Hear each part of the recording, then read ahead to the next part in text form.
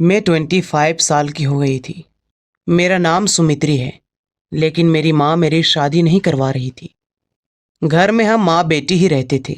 मैं नौकरी करती थी। मेरी माँ का कहना था कि अगर तुम्हारी शादी करवा दें तो फिर इस घर में पैसे कहाँ से आएंगे। ऐसा बहुत से घरों में होता है कि अगर कोई लड़की गलती से कमाने लग जाती है और वह एक इकलौती कमाने वाली हो तो फिर उसकी शादी नहीं होती। लेकिन मेरी उम्र बहुत ज़्यादा हो रही थी और मेरी उम्र मेरी शक्ल से भी नजर आती थी। फिर मैं उन्हें कहती थी कि मैं शादी के बाद भी आपको पैसे भेजती रहूंगी, लेकिन ये बात माँ नहीं मानती थी। उसका कहना था कि शादी के बाद तू बदल जाएगी और मैं इसी घर में पड़ी मर जाऊंगी और तुझे खबर तक नहीं होगी। वह कहती थी कि तू बड़ी बेशर्म है। तुम जैसी बेशरम औरत को पति मिल जाएगा तो तू उसके साथ ऐसे घुल मिल जाएगी कि पलट के माँ की तरफ नहीं देखेगी। पता नहीं उन्होंने मेरे अंदर कौन सी बेशर्मी देखी थी। शादी करना तो हर एक इंसान का हक होता है। भगवान ने सबको जोड़ों में पैदा किया है। कोई जानवर हो या परिंदा हो, सबका जोड़ा बनाया है। इसी तरह इंसान भी जोड़े में रह सकता है। जिन लोगों की शादी नहीं होती उनकी भला कोई जिंदगी होती है। लेकिन मेरी माँ ने तो भी खुद शादी की थी। लेकिन मेरी ये गलती नहीं थी कि मेरी माँ मेरी शादी नहीं करवा रही, कि वह मुझे बेशर्म समझती थी। मेरी गलती ये थी कि मैं इस घर में पैसे लेकर आती थी और इस गलती को मैं ख़त्म भी नहीं कर सकती थी। इसीलिए वह खुदगर्ज होकर मेरी शादी नहीं करवाना चाहती थी। लेकिन मुझे भी कुछ न कुछ करना था। मैं भी एक इंसान थी, एक औरत थी। मेरे अंदर भी जज्बात थे, लेकिन अब वो जज्बात मुझे तंग करने लगे थे। मेरी भावनाएं मुझ पर हावी हो जाती थी, खासकर रात के वक्त। और मेरी उम्र की जितनी भी लड़कियां थीं, उन सब की तो शादियां भी हो गई थी, बल्कि उनके घर में तो एक दो बच्चे भी पैदा हो गए थे।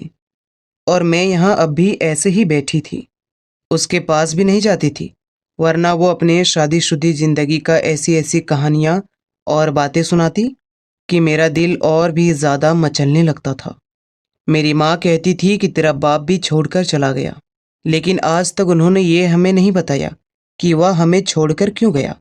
कोई बात ज़रूर थी, और मैं बहुत ज़्यादा खूबसूरत नहीं थी और मेरी शक्ल भी मुनीब थी। मुझे लगता है कि शायद मेरा बाप मेरी माँ को किसी और औरत के लिए छोड़ कर गया था। मेरी माँ ने कभी ये नहीं कहा कि मेरा बाप इस दुनिया से चला गया है। बस वह ये कहती थी कि तेरा बाप हमें छोड़कर चला गया। मैं एक प्राइवेट स्कूल में पढ़ाती थी। वे ज़्यादा पैसे नहीं देते थे। गर्मियों की छुट्टियां चल रही थी तो मैं घर पर ही थी और घर में कपड़े सीकर गर्मियों की छुट्टियों का जो मेरा नुकसान हो रहा था वह पूरा करने की कोशिश कर रही थी। मैं भी अपनी माँ की तरह बहुत ज़्यादा हसीन नहीं थी। एक दिन मैं घर पे अकेली थी, घर में कोई नहीं था, कि तभी दरवाजे पर दस्तक हुई। मैं अपने कमरे में बैठी थी। मेरी माँ मोहल्ले के किसी औरत के घर गई थी और मुझे बताकर गई थी। और एक और अजीब बात ये थी कि उसने मोहल्ले की बहुत सी औरतों से दोस्ती कर रखी थी। कभी भी किसी के घर जाकर वक्त गुजार आती, तो कभी किसी का घर। दो लोग एक घर में रहते हो तो ज़्यादा से ज़्यादा आपस में कितनी बात कर लेंगे।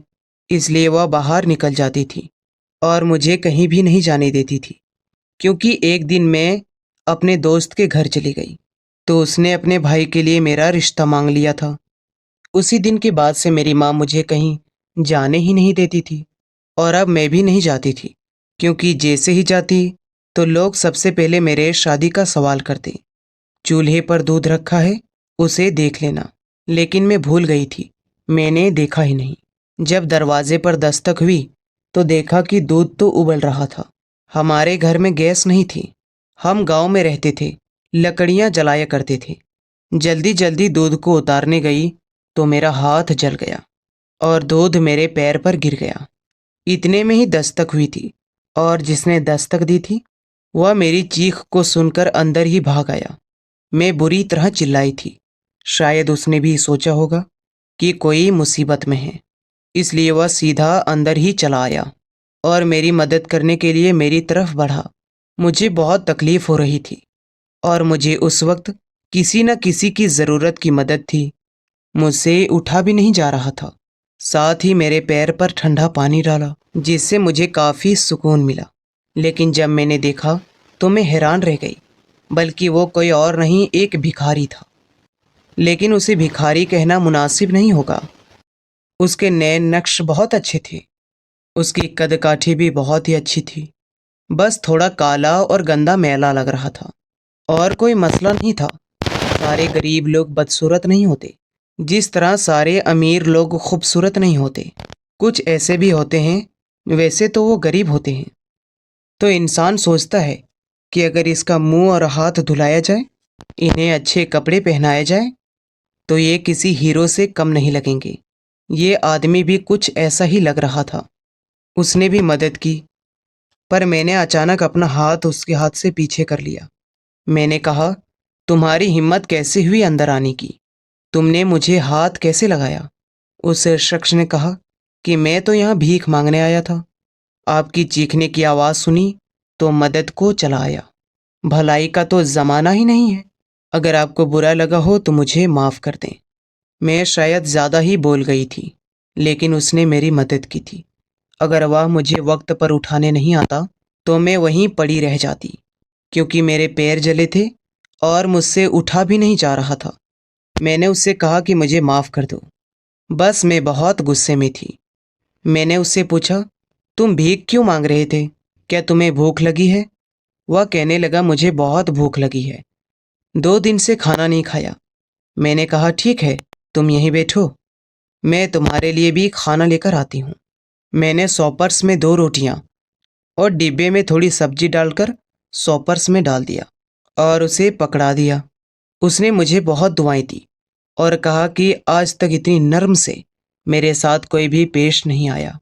जब से फकीर बना हूँ तो लोगों की ऐसी ऐसी बातें और हरकतें देखी हैं कि इंसानियत के ऊपर से विश्वास ही उठ गया है। उस वक्त मुझे समझ नहीं आई कि उसने ये क्यों कहा कि मैं फ़कीर बना हूँ। वो तो था ही भिखारी, किसी भिखारी की औलाद होगा, उसका बाप भी भिखारी होगा, तभी ये वही काम करता होगा। आपकी बहुत मेहरबानी। मैंने कहा, कोई बात नहीं, तुमने भी तो मेरा इतना ख्याल किया है। तो वो कहने लगा, हाँ, आप जैसी खूबसूरत लड़की को देखकर मैं उसे मुसीबत में कैसे छोड़ सकता था। आप वाकई बहुत खूबसूरत हैं और सबसे ज़्यादा आपके पैर खूबसूरत हैं। लेकिन अफसोस कि आपका पैर जल गया है। आज तक किसी ने कभी भी मेरी तारीफ नहीं की थी। जब मैं जवानी की दहलीज में थी तो कुछ लोग मेरी तरफ भी देख लेते थे, लेकिन यूं कोई पैरों की तारीफ किसी की नहीं करता, क्योंकि पैर हमारे शरीर का एक ऐसा हिस्सा होता है जो सभी के सुंदर नहीं होते। उसने बातों ही बातों में मेरी तारीफ कर दी। मुझे उसकी तारीफ बहुत अच्छी लगी। वह कहने लगा कि मेरे साथ एक बूढ़ा भिखारी भीख मांगता है, जो कभी कभी एक मरहम भी बेचता है। मैं आपके लिए लेकर आऊँगा कि अगर उसे जले हुए ज़ख्म पर लगाए तो वो फ़ौरन ही ठीक हो जाता है। मैंने कहा, ठीक है, लेकिन तुम कल इसी वक्त में आना, क्योंकि इस वक्त मेरी माँ घर में नहीं होती है, और अगर उन्होंने तुम्हारे साथ मुझे देख लिया तो तुम्हें बुरा भला कहेगी और मुझे भी डांट पड़ेगी। उसका कहना था कि मेरा नाम प्रिंस है। मैंने भी अपना नाम बताया। उसने कहा कि आप फिक्र ना करें, मैं आपके लिए किसी भी मुसीबत का कारण नहीं बनूंगा। बातें करने से वह बिल्कुल भी भिखारी नहीं लगता था। कितनी आराम से, नर्मता से और अच्छी तरीके से बातें कर रहा था। इसका बोलने का अंदाज ऐसा था जैसे कोई खानदानी आदमी होता है। खानदानी नहीं तो कम से कम तो पढ़ा लिखा लग ही रहा था। लेकिन ये कहाँ से पढ़ा लिखा था? बस लगता है कि इसका बोलने का तरीका ही यही था। अगले दिन वह इसी वक्त में आया और मेरे लिए मरहम लेकर आया। उसने कहा कि मैं खुद आपके जख्मों पर मरहम लगा देता हूँ। ना जाने क्यों मुझे उस शख्स से बहुत ही अपनापन महसूस हो रहा था। वह मेरा कितना ख्याल कर रहा था। वह एक भिखारी था, लोगों से पैसे मांगता था। कुछ लोग तो उसे पैसे नहीं देते होंगे। भिखारियों का तो इंसानों पर से एतबार उठ जाता है। कुछ तो औरतों की तरह इनकार करके चले जाते हैं। लेकिन ये शख्स मेरे लिए दोबारा आया और दवाई लेकर आया और अपनी हाथों से मेरे कदमों पर यह दवाई लगा रहा था। शायद पहली बार मेरा किसी ने इस तरीके से ख्याल रखा था। मुझे तो इस बात की कोई परवाह नहीं थी।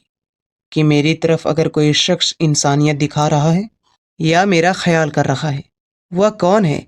अगर मेरे किसी दोस्त को ये बात पता चल जाती और बताती तो वो कहती हाँ, और इस उम्र में मैं तुम्हें बहका नहीं रही हूँ, 26 ईयर्स की होने वाली है। तो लेकिन मेरे दिमाग में ये बात नहीं आ रही थी। थोड़ी बातचीत भी हो गई और मैंने आज भी उसे खाना खिलाया था, बल्कि तो मैंने अपने हिस्से का भी खाना दे दिया था। लेकिन मैं उसे ये बात नहीं बताई थी। अब वह रोज़ ही मेरे पास आने लगा। हम लोगों की दोस्ती हो गई और हमने उसे दोस्ती करने दी थी। क्या लड़का लड़की दोस्त नहीं हो सकते? मुझे नहीं लगता। क्या उसके दिल में कोई ऐसी बात थी? और ना ही मेरे दिल में। उसने मेरी मदद की थी। इसी तरह हम रोज़ मिलने लगे। वह आ जाता और मैं उसके लिए पहले ही से ही खाना निकाल कर रख देती थी और उसे खाना खिलाती थी। अगर कभी अपने लिए कुछ अच्छा बनाती तो भी उसे दे देती। लेकिन अगर मेरी माँ घर पर नहीं होती, किसी के घर गई होती, तो मैं उसे घर में ही बुला लेती और हम सब खूब सारी बातें करते और खाना भी एक साथ खाते। मैंने अपने पिता की कुछ पुराने कपड़े भी दिए और मैंने कहा नए कपड़े पहनकर और साफ सुथरे रहो। उसने कहा कि अगर मैं साफ सुथरा रहूंगा तो मुझे भीख कौन देगा? मैंने कहा ये क्या बात है, तुम्हें क्या लगता है लोग तुम्हें गंदा रखने के पैसे देते हैं? इस बात पर हम लोग हंसने लगे। कभी कभी बातें करते करते उसके जुबान से ऐसी चीज़ों का जिक्र निकल जाता जिससे मैं सुनकर हैरान रह जाती। मैंने कहा तुम्हें उन चीज़ों के बारे में कैसे पता है? तो उसने कहा कि मैं बहुत जगह घूमता रहता हूँ। कहीं कोई बैठा हो तो पीछे से जाकर बैठ जाता हूँ और उनकी बातें सुनता रहता हूँ। इसीलिए मेरी जानकारी बहुत ज़्यादा है। यानी उसके पास बहुत ज़्यादा ज्ञान था और उसे बहुत सारी जानकारी थी। हमारी दोस्ती गहरी हो गई और ये दोस्ती एक दिन मोहब्बत में बदल गई। उसने कहा कि तुम्हारी अब तक शादी क्यों नहीं हुई? तुम तो अच्छी खासी समझदार लगती हो। तो मैंने कहा कि मैं अगले साल 26 की हो जाऊंगी। लेकिन ना जाने क्यों मेरी माँ मेरी शादी नहीं करती। वह कहती है कि पुरुष बेवफा होते हैं, छोड़कर चले जाते हैं, इसलिए वह मेरी शादी नहीं करवाना चाहती। क्योंकि माँ ने कह दिया कि तू शादी का ख्याल ही अपने दिल से निकाल दे और ये नहीं समझ कि आज नहीं तो कल तुम्हारी माँ तेरी शादी करवा देगी। मुझे तुम्हारी शादी करवानी ही नहीं है और मेरी माँ के पास शादी के लिए पैसे ही नहीं है। दहेज का तिनका भी अभी तक नहीं बना है, तो बिना दहेज के शादी कैसे होगी? तुम ही सोचो, आज लोग इतने बुरे हैं कि बिना दहेज के लड़की नहीं लेते। तो उसने कहा कि कुछ लोग ऐसे हैं जिनको दहेज से कोई मतलब नहीं होता है। मैंने कहा कि ऐसे लोग कहाँ मिलते हैं भला? कहने लगा कि ऐसा शख्स तुम्हारे पास बैठा है। तो मैंने कहा लेकिन तुम तो भिखारी हो, तुमसे शादी करने को मेरी माँ कभी नहीं मानेगी। उसका कहना था कि अगर मोहब्बत करती हो तो मुझसे शादी कर लो। मोहब्बत का इजहार हम लोग कर रहे थे, लेकिन इस तरह से नहीं कि जैसे ये कहा हो कि एक दूसरे के बिना नहीं रह सकते। बस उसने कहा था कि अच्छी लगती हो। मैंने कहा कि तुम भी अच्छे हो, लेकिन मैं भिखारी से कैसे शादी कर सकती थी? अगर मेरी ये माँ मान जाती तो तब भी ये अच्छा फैसला था। ऐसा कौन करता है भला? उसने कहा क्या सोचने लगी हो? मेरी बात मानो, मैं तुम्हें विश्वास दिलाता हूँ कि तुम्हें पछताना नहीं पड़ेगा। मुझ पर भरोसा करो। ये कैसे कह सकता था कि तुम पछताओगी नहीं? जाहिर मुझे पछताना ही पड़ता। वह भिखारी था, सारा जीवन मांगता रहा। वह अपनी घर नहीं चला सकता था। मैंने उसकी बात का कोई जवाब नहीं दिया और वो भी वहां से चला गया। कहने लगा तुम्हारी खामोशी को इनकार समझ के जा रहा हूँ, दोबारा कभी नहीं आऊँगा। लेकिन रात को उसके बारे में सोचती रही, उसे याद करती रही। अपनी माँ से पूछा कि तुम मेरी शादी क्यों नहीं करती? तो कहने लगी मुझे तुम्हारी शादी नहीं करनी, तो आराम से घर पे बैठ, अपनी नौकरी पर ध्यान दे। इतनी मेहनत करके खुद को जलील करके तुम्हें पढ़ाया लिखाया, इसलिए नहीं कि तुम्हें कोई और ले जाए। और वैसे भी मर्दों का क्या भरोसा है, ये किसी पर भी मेहरबान नहीं होते। तो मैंने अपनी माँ से कहा क्या दुनिया के सारे मर्द एक जैसे होते हैं? क्या तुम्हारा पिता भी ऐसा ही था? क्या तुम अपने पिता और भाई को भी ऐसे कहती हो कि वह बेवफा हैं और बिल्कुल भी अच्छे नहीं हैं? तो वह कहने लगे कि हाँ, सारे मर्द एक जैसे नहीं होते, लेकिन सबकी किस्मत अच्छी नहीं होती। और कहते हैं कि बेटियों की किस्मत उसकी माँ पर भी निर्भर होती है। तुम्हारी माँ तो भी बदकिस्मत थी ना, तुम भी ऐसे ही हो। इसलिए इस मामले में सोचना बंद कर दो और अपना मुंह बंद करो। तुम्हारी शादी कभी नहीं होगी। मैंने अपनी जिंदगी में तुम्हारी शादी नहीं करानी। अगर तुम्हें शादी करने का इतना ही शौक है तो दुआ करो कि माँ मर जाए। मैंने माँ से कहा कि कैसी बात करती हो, मैं ऐसा क्यों चाहूंगी। जब भी मैं अपनी माँ से इस तरह की बात करती तो वो मुझे ऐसे ही जवाब देती। मैं सोच रही थी कि मेरी माँ मेरी शादी नहीं करवाएगी, लेकिन मैं ये भी नहीं सोचती थी कि मेरी माँ को कुछ हो जाए तो फिर शादी। मैं ये नहीं चाहती थी कि मेरी माँ के मरने के बाद मैं शादी कर लूँ। 2 दिन तक प्रिंस नहीं आया तो मैं बहुत ज़्यादा परेशान रही। ना जाने क्यों उसकी सारी बातें मुझे याद आ रही थी। वह जैसा भी था, कम से कम अपने जबान का पक्का तो था, मुझसे मोहब्बत करता था। सोचने लगी कि क्या कोई मुझसे मोहब्बत करेगा? क्या कभी कोई अमीर इंसान जो अच्छी नौकरी करता हो, उसका बड़ा घर हो, क्या वह मुझसे मोहब्बत करेगा? भला इसी ही भिखारी के जरिए ही मोहब्बत मिलनी हो। मुझे तो मोहब्बत ही चाहिए थी ना। बहुत ही खुशकिस्मत होते हैं वो लोग जिन्हें मोहब्बत मिलती है। और जब मोहब्बत मिल जाती है तो सब कुछ ठीक हो जाता है। मेरी जितनी भी सहेलियों की शादी हुई थी, उन्होंने सिर्फ दौलत देखी थी, लेकिन उनमें से कोई भी ज़्यादा खुश नहीं थी। कोई कहती थी कि मुझे वक्त नहीं देता, कोई कहती थी कि मुझे एहसास नहीं देता, कोई कहती थी कि उसका किसी और के साथ चक्कर चल रहा है। क्या दुनिया में मुझे कभी भी प्रिंस जैसा मोहब्बत करने वाला मिल सकता है? फिर 2 दिन बाद मुझे प्रिंस दूर से नजर आया। वो मेरे घर नहीं आ रहा था, बल्कि सड़क में अपने काम में कहीं व्यस्त था। मैं अपने घर से बाहर भागी और जाकर उसे रोका। वह मुझसे ऐसे पेश आया जैसे मुझे जानता ही ना हो। ऐसा लग रहा था कि वह नहीं, मैं भिखारी हूँ और मोहब्बत की भीख मांगने के लिए खड़ी हूँ, और वो मुझे कह रहा हो चलो चलो, निकलो यहाँ से, मेरे पास कुछ नहीं है, माफ़ करो। मैंने उससे कहा कि इस तरह क्यों कर रहे हो? तो कहने लगा कि आपको मुझसे दूर रहना चाहिए, और आप तो एक पढ़ी लिखी लड़की हैं, आपका और मेरा किसी भी तरह रिश्ता नहीं हो सकता। मैंने कहा तुम तो गुस्सा ही हो गए हो, क्या तुम मुझे सोचने की मोहलत भी नहीं दे सकते थे? उसने मुझे हैरान होकर देखा। मैंने कहा कि मैं तुमसे शादी करने के लिए तैयार हूँ, मैं तुम्हारे साथ शादी करूँगी, पर तुम्हें मुझसे वादा करना होगा कि तुम हमेशा मेरी मदद करोगे, मुझे बहुत खुश रखोगे और हमेशा ही मुझसे मोहब्बत करोगे, कभी बदलोगे नहीं। उसने कहा कि मैं कभी नहीं बदलूंगा, मैं आपसे बहुत ही मोहब्बत करूंगा, आप मुझे बहुत अच्छी लगती हैं। मैंने अपनी माँ से छुपकर इस भिखारी के साथ शादी कर ली। अब वह भिखारी ही मेरा पति था। वह हर रोज मेरे घर में मांगने आता। मैं चुपके चुपके से खाना और अपने लिए जो चीज़ रखी थी उसे दे देती। कभी उसे कपड़े देती, कभी कभी और चीज़। मैं उसे कभी पैसे भी दे देती थी।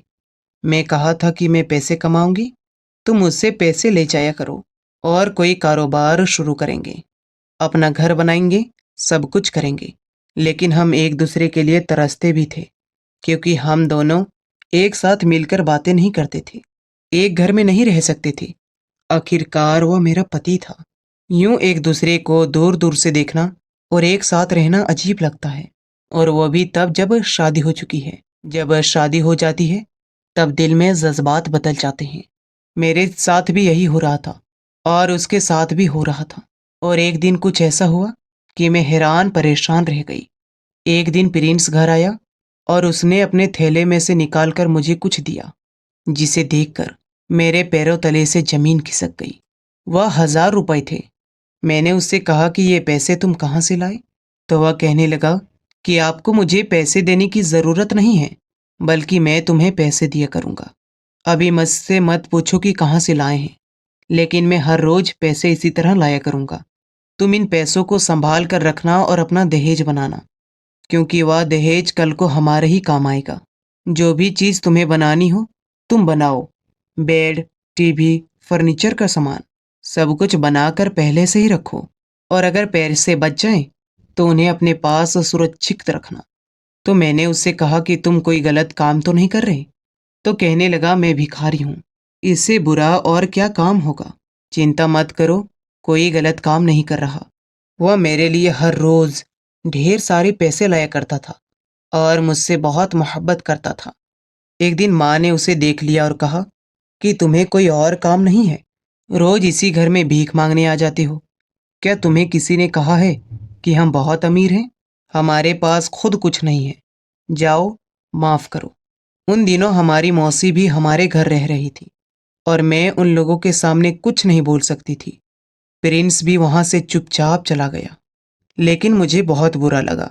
मैं उन लोगों को कैसे बताती कि जिसे वो फकीर समझ रहे हैं वह मेरा पति है, इस घर का जमाई है। मेरा पति वहां से गया था कि मेरी मौसी ने एक ऐसी बात कर दी जिसे सुनकर मेरे पैरों तले से जमीन निकल गई। मेरी मौसी ने कहा कि तुम्हारी बेटी बड़ी हो रही है और इसकी उम्र इतनी हो गई है कि अब तक इसका कोई रिश्ता नहीं आया है। लगता है मुझे कुछ करना पड़ेगा। माँ ने कहा कि तुम क्या करोगी, जरा बताओ तो, तुम्हारे दिल में क्या चल रहा है। दोनों बहनें हंसी मजाक में बातें कर रही थी जब मेरी मौसी ने कह दिया, इसकी शादी मेरे बड़े देवर से करवा दो। मेरी माँ के हाथ से सब्जी वाली टोकरी गिर गई। माँ ने कहा, तुम्हें शर्म नहीं आती जवान भांजी के लिए अपनी बेटी का रिश्ता भेजते हुए? वह बेटा जिसने खुद अपनी पहली पत्नी का तलाक दे दिया है और अब तक अपने बच्चों को खर्च दे रहा है। तो कहने लगी क्या हो गया है, तुम्हारी बेटी में क्या खास है? शक्ल सूरत तो कोई अच्छी है नहीं, खाली बीए की डिग्री है, तो उससे क्या हो जाएगा? कितना कमाती है? महीने के 10 से 15 हजार। कितना अच्छा रिश्ता बता रही हूं तुम्हें। और पहले उसकी पत्नी तो बदतमीज थी, और अगर उसने तलाक नहीं देता तो और क्या करता। लेकिन यह तो मेरे घर की बच्ची है। समझ लो कि एक घर से निकलेगी, दूसरी घर चली जाएगी। ससुराल वाला तो कोई मसला ही नहीं है, वह भी तो उसका घर है। मेरे पैर पहले से ही तो इस घर में जमे हुए हैं। ये मेरी देवरानी बनेगी तो मैं इसका बहुत ख्याल रखूंगी। मेरी माँ तो वैसे अचानक से बहुत हैरान हो गई थी और बड़ी गुस्से में भी आ गई थी। लेकिन फिर मेरी मौसी ने ऐसी बात कर दी कि मेरी माँ भी सोच में पड़ गई। मेरी मौसी ने कहा कि छोड़ इस घर को, तुम किराए के घर में हो, 2 लोगों के लिए तुम किराए देती हो, तुम भी मेरे साथ चलो। मेरा भी तो पति इस दुनिया में नहीं है। दोनों मिलकर बैठेंगे, बहनें बातें करेंगी। क्या मसला है इसमें? अपनी बेटी से दूर भी नहीं रहना पड़ेगा, तुम्हारे आंखों के सामने ही रहेगी। मेरे घर में छत का एक कमरा खाली है, तुम्हारे रहने का इंतजाम कर दूंगी। और दहेज की क्या जरूरत है? इस घर में जो भी सामान है वह सारा सामान उठाकर इधर आ जाओ। मेरी मौसी तो जैसे कोई जादूगरनी थी। उसने मेरी माँ पर दुखती रग पर हाथ रख दिया कि मेरी माँ को भी अकेला नहीं रहना पड़े और उन्हें दहेज भी ना देना पड़े और शादी भी आराम से हो जाएगी। मेरी माँ सोच में पड़ गई थी और मुस्कुराई भी थी। तो मौसी समझ गई थी कि तीर निशाने पर लगा है और उसका निशाना कभी चूकता नहीं है। वह अपने नाकारा और बदतेवर दिमाग के लिए अपना रिश्ता लेना चाहती थी और ये होने वाला था। लेकिन मैं लोगों को क्या बताती कि मैं तो पहले ही शादी कर चुकी थी और शादी पर शादी नहीं हो सकती है। मेरी मौसी घर से चली गई तो मैंने अपनी माँ से कहा कि मुझे शादी नहीं करनी। अच्छा, पहले तो शादी के लिए शोर डालकर बैठी थी कि मेरी शादी करवा दो। अब जब इतना अच्छा रिश्ता मिल गया है जो सब कुछ हमारी पसंद से है, दहेज भी नहीं देना पड़ेगा, तो तुम फिर कह रही हो कि हमारी शादी नहीं करनी। मैं कहती हूँ कि मुझे बिल्कुल शादी नहीं करनी। मैं नहीं करूँगी शादी। आप मुझे जान से मार दे लेकिन मैं शादी नहीं कर सकती। माँ ने मुझे हैरान होकर देखा और मेरी अल्फाज पर गौर करने लगी। कहने लगी कि तुमने ये क्यों कहा कि मैं शादी नहीं कर सकती? नहीं कर सकती, इससे तुम्हारा क्या मतलब है? मैंने कहा कि मैंने कुछ भी बोल दिया होगा, लेकिन बस मुझे शादी नहीं करनी। मैं प्रिंस को ये बात बताना चाहती थी। ये बताना चाहती थी कि जो भी करना है जल्दी करो। किसी दिन साफ सुथरा होकर हमारे घर आओ और मैं अपनी माँ से बोल दूंगी कि वह हकीकत में फकीर नहीं है। कुछ भी कर लूंगी, लेकिन वह मेरे घर आए और आकर मेरा रिश्ता मांगे। लेकिन प्रिंस का आज 7वां दिन था कि वह अभी तक मेरे घर आया ही नहीं। मैं बहुत ज़्यादा परेशान हो गई थी। मुझे समझ नहीं आ रहा था कि मैं क्या करूं। क्या मुझे धोखा देकर चला तो नहीं गया था? लेकिन ये कैसा धोखा था कि उसने अपने पैसे मेरे हवाले कर दिए थे? नहीं, उसने मुझे धोखा नहीं दिया था। वह मुझे धोखा नहीं दे सकता था। जरूर उसके साथ कुछ हो गया था या वो फंस गया था। मेरा दिल में बुरे ख्यालात आ रहे थे। कुछ समझ नहीं आ रहा था कि मैं क्या करूं। एक दिन मैं घर में अकेली थी। मेरी माँ भी घर में नहीं थी कि प्रिंस आ गया। मैंने उसे देखते ही फूट फूट कर रोना शुरू कर दिया। मैंने कहा कि 7 दिन से मेरी जान निकल गई थी।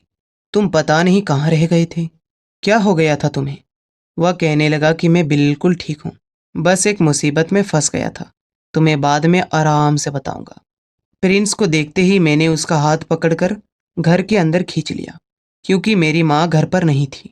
मैंने कहा कि मुझसे तुम्हें बहुत ज़रूरी बात करनी है, लेकिन वह मेरी ज़रूरती बात को बिल्कुल भी नहीं समझ रहा था और कहने लगा कि हाँ, मुझे भी तुम्हें कुछ दिखाना है। उसने थैले में हाथ डाला। वह ज़रूर उसमें से पैसे निकालने वाला था, लेकिन मुझे आज पैसों से ज़्यादा ज़रूरी बात करनी थी। मैंने कहा कि पहले मेरी बात सुनो। मुझे पैसे नहीं चाहिए। ये पैसे तुम अपने पास ही रखो। लेकिन कुछ बहुत बुरा हो गया है और हमें ये सब बाकी को सबको बताना होगा। लेकिन वो मेरी बात नहीं सुनता था। फिर उसने एक ऐसी चीज़ निकाली जिसे देखकर मेरे पैरों तलीचे से ज़मीन निकल गई और मैंने उससे एक ही लफ्ज़ कहा कि तुम मुझे तलाक दे दो। उसने थैले में से एक तस्वीर निकाली थी और कहा था कि ये मेरे पिता की है, क्योंकि वह तस्वीर और किसी की नहीं, बल्कि वह मेरे ही पिता की थी। इसका मतलब कि वह मेरा भाई था और मैं उससे शादी कर बैठी थी। मुझसे बहुत बड़ा पाप हो गया था और इसका एक ही हल था कि मुझे तलाक दे दिया जाए। जब मैंने तलाक की बात की तो वह हैरान और परेशान रह गया और कहने लगा कि तुम ऐसा क्यों कह रही हो? तो फिर मैंने चिल्ला कर कहा कि ये मेरा पिता है और मैं उसकी बेटी हूँ। प्रिंस ने ये तक कह दिया कि नहीं, ये मेरा पिता है। मैंने कहा कि ये मेरे पिता हैं और मैं उसी की संतान हूँ। मुझे कुछ समझ नहीं आ रहा था। मेरे कानों से धुआं निकल रहा था। दिल की धड़कन कानों में सुनाई दे रही थी। शरीर कांप रहा था। प्रिंस की भी हालत ऐसी हो गई थी कि हम एक दूसरे के भाई बहन थे। मैं बुरी तरह रो रही थी। मुझे कुछ समझ नहीं आ रहा था। फिर प्रिंस ने कहा कि मेरे साथ चलो और मुझे मेरे पिता के पास ले गया। जब मैंने अपने पिता को देखा तो फिर फूट फूट कर रोने लगी और उससे गले लगना चाहा। तभी मेरे पिता ने मुझे हाथ के इशारे से रोक दिया और कहा कि इस लड़की को यहाँ से तुरंत ले जाओ। प्रिंस फकीर नहीं था, बल्कि वह फकीर बनने का नाटक कर रहा था। वह एक प्राइवेट जासूस था और एक बहुत अच्छे घर में रहता था। जब आपको देखकर मैं भावुक हुई तो मैंने कहा कि मैं आपकी बेटी हूँ। तुम और मेरी बेटी? यह तुमने किसने कहा? ये मेरी बेटी बिल्कुल भी नहीं है। मैंने कहा कि मैं आपकी बेटी हूँ। आपने मुझे और अपनी पत्नी को छोड़ दिया था और यहाँ आप बड़े घर में रहते हैं और हम एक गंदे से घर में मुश्किल से अपनी 2 वक्त की रोटी पूरी कर रहे हैं। आपको हमारा कोई एहसास नहीं है?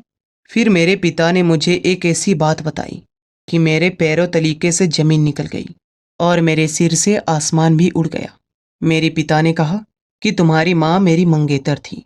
हम लोग एक दूसरे से बहुत मोहब्बत करते थे, लेकिन शादी से पहले ही मुझे ये पता चला कि वह प्रेग्नेंट है और उसकी गोद में किसी और का बच्चा है। उसने किसी और से चक्कर चला रखा था और मुझे धोखा दिया था।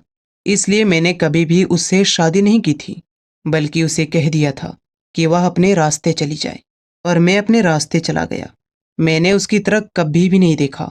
तुम उसकी बेटी ज़रूर हो, लेकिन मैं तुम्हारा पिता नहीं हूँ।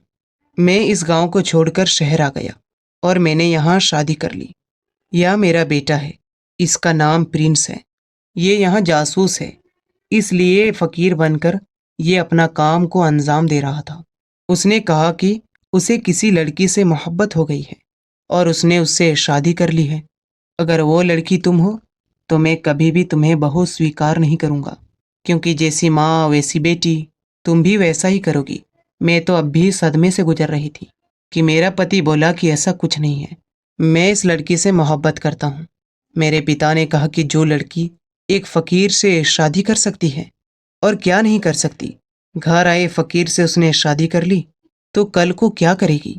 मेरे पति ने कहा कि आप इस मामले को दूसरी तरफ से देख रहे हैं। मैं दूसरी तरफ से कह रहा हूँ कि इस लड़की ने एक फकीर से शादी की है। इसका मतलब है कि उसे दौलत और शोहरत से कोई मसला नहीं है। उसे मोहब्बत थी मुझसे।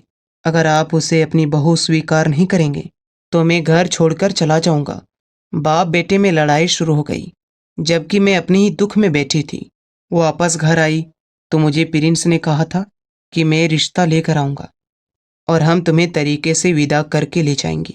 मैंने अपनी माँ को सब कुछ बता दिया तो मेरी माँ ने मेरे मुंह पर थप्पड़ मारा और कहा कि तुझे शर्म नहीं आती? तूने मेरी पीठ के पीछे ये सब किया था। मैंने अपनी माँ को हकीकत बताई कि आपने तो अभी यही वजह की थी। मेरी माँ ने सिर झुका लिया। तू सारी जिंदगी मुझसे झूठ बोलती रही कि तेरा बाप हमें छोड़कर चला गया। अब तो तू मुझे ये बता दे कि मेरा असली बाप कौन है। मेरी माँ ने कहा कि वह इस दुनिया में नहीं है। मैंने कहा कि मैंने तेरी तरह कोई गलत काम नहीं किया, शादी की है और वो भी उस शख्स से जिससे मैं मोहब्बत करती हूँ। अब तुझे मुझे विदा करना ही होगा। मेरी माँ चुप हो गई। वह कुछ भी नहीं कर सकती थी, लेकिन मैं अपनी माँ को छोड़कर भी नहीं जा सकती थी और इस घर में भी नहीं रह सकती जहाँ उसका पूर्व आशिक रहता है। समझ नहीं आता कि क्या करूं। यहाँ पर प्रिंस ने मेरी बहुत बड़ी मुश्किल दूर कर दी।